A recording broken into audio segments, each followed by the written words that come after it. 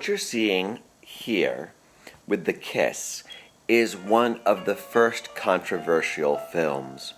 So at this time period, this kiss between these two people was considered vulgar for Victorian/Edwardian standards.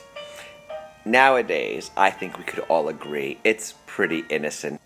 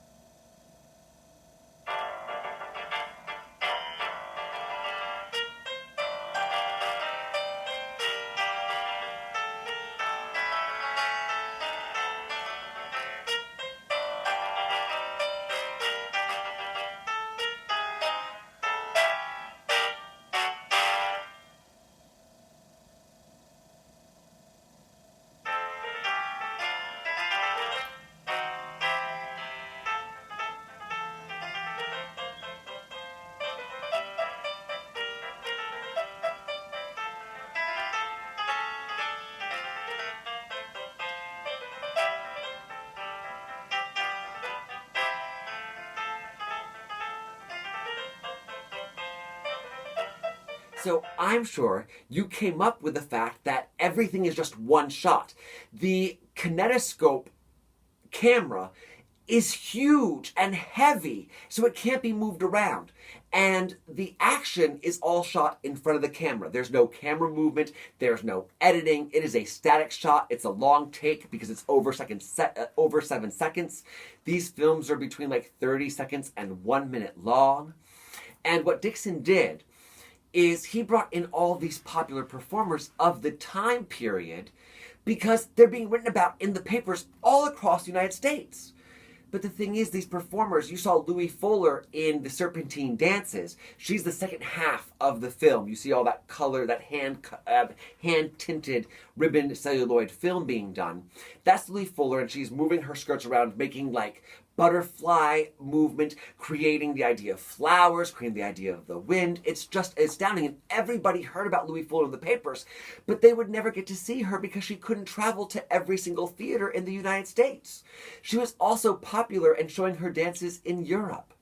And so the kinetoscope, by capturing her, allowed all of the United States to see her if you could get to a kinetoscope parlor. And the first kinetoscope parlor was set up in New York City. And it was on 1155 Broadway, I believe, and you would pay 25 cents to go in and look at these kinetoscope films.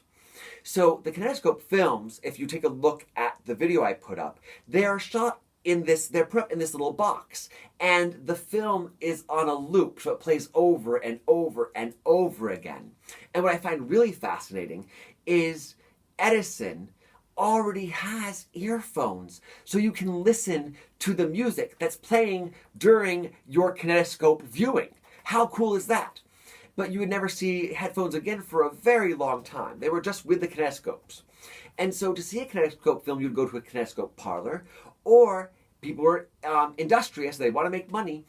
A bunch of people, these kinetoscope men, would buy kinetoscopes. They'd put them on the back of a horse and buggy and travel to county fairs, and they'd set up a tent, and all the kinetoscopes would be under the tent. They would also, bars and saloons would buy kinetoscopes to have in their bars, so that there was entertainment in the bars. And if you today go to like a ghost town in the West, you most likely will see an old kinetoscope sitting in the saloon.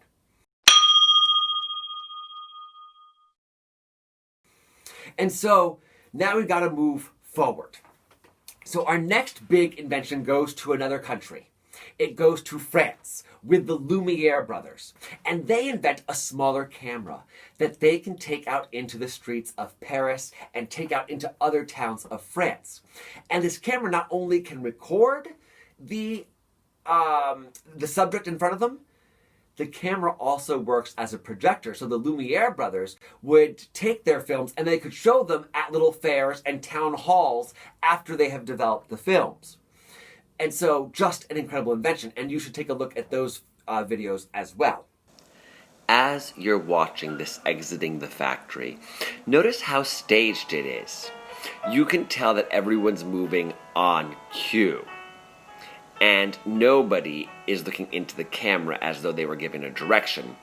You know, this is the early days of film. And even nowadays, if someone sees someone filming, they look right into the camera to the chagrin of the filmmakers.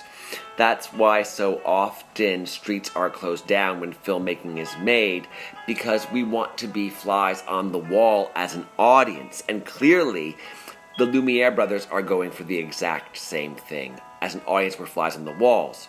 And it gets into this idea of, well, is this really a documentary? Now, this next film is famous, and I love it.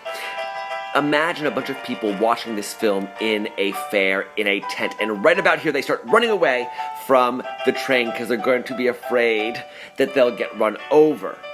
And that tells us just how magical films are and how much we believe what we see with our eyes. Clearly this is a black and white film, and this is not the way human beings look in real life. So it's just funny that they ran away from the camera, is how I look at it. And again, you can see this feels staged as well. Nobody is looking into the camera. Now this one I find just beautiful, because clearly the parents are feeding their child, but children have their own mind. And this baby does the most adorable thing when he's given this cracker. He tries to give it back to his dad and his mom, but then he decides, let me give it to, watch it, here it comes, he notices them, and he makes the offer to the filmmakers.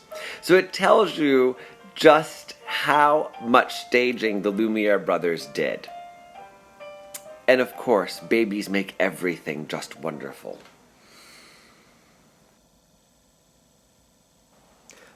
What I appreciate about this film is it reveals that the Lumiere brothers were showmen. They're using slapstick.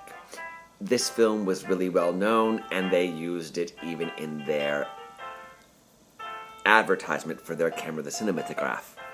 On top of that, with these comic sketches that the Lumiere brothers do, it reminds me that films were also shown as part of the vaudeville. One act in the vaudeville was replaced, and they would show a comic film.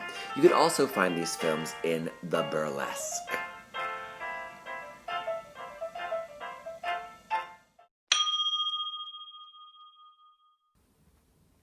And then finally, we move into actual storytelling. The Lumiere brothers were doing the same thing we were doing in the United States. We were creating like these small documentaries, and the French were creating these small documentaries. I mean, we can tell with the Lumiere brothers' work and the factory workers leaving the factory that it is all staged. You can feel how staged it is. But this guy comes up to the Lumiere brothers, Auguste and Louis and Auguste Lumiere, and his name is George Méliès. And George Méliès is an inventor and a toy maker and a magician. And he sees how incredible the Lumiere brothers. We can take your work to the next level. Méliès was intrigued and thought what the Lumiere brothers were doing together was awesome. But the Lumiere brothers, they gave him the hand. They didn't want to work with him. I guess they were making plenty of money already with their invention. But George Méliès, who is an inventor, a toy maker, and a magician, sees the possibilities. And he is the first person, he's credited as being one of the first people, to actually put story onto film. So he's giving us our first narratives. And he adds editing. And he adds transitions like the fade to black. And I'm actually going to make a small video about a trip to the moon for you. So George Méliès is working around like the 1902, up to like the 1909, 19 teens time period. But in there, in 1905, the first movie theater is created in Pittsburgh, Pennsylvania.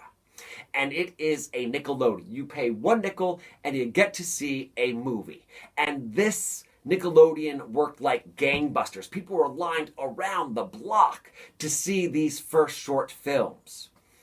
And so you know, there's only been one Nickelodeon. But because it was so popular, people have used in the press, and when they write about film, they've labeled movie theaters as Nickelodeons. There was only one Nickelodeon. And with that said, I want you to know that there are only two dates I want you to know.